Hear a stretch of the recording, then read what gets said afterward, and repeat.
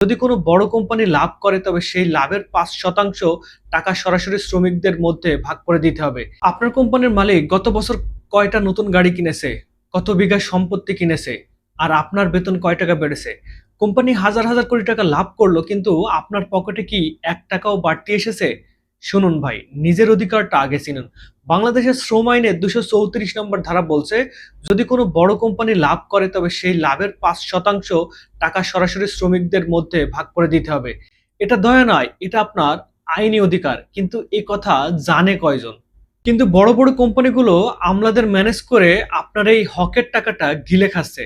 তারা জানে আপনি অশিক্ষিত, আপনি আইন জানেন না। ১ কোটি টাকা লাভ করলে আপনাদের পাওয়ার কথা ছিল ৫ লাখ টাকা, অথচ আপনাকে দেওয়া হচ্ছে শুধু নামমাত্র বেতন। বড় বড় আমলারা কেন এই আইন কার্যকর করছে না? কারণ মালিকদের এসি রুমে তাদের যাতায়াত বেশি।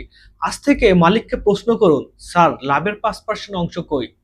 আপনি যদি নিজের হক না চান, তবে চোরেরা আরো সাহসী হবে। জেগে উঠুন, কারণ আপনি এই দেশের অর্থনীতির চাকা। আপনি যদি সচেতন হন, অবশ্যই ভিডিওটি শেয়ার করবেন এবং সাধারণ কর্মজীবী মানুষকে তার অধিকার সম্পর্কে সচেতন হতে সাহায্য করবেন এই ভিডিওটি শেয়ারের মাধ্যমে।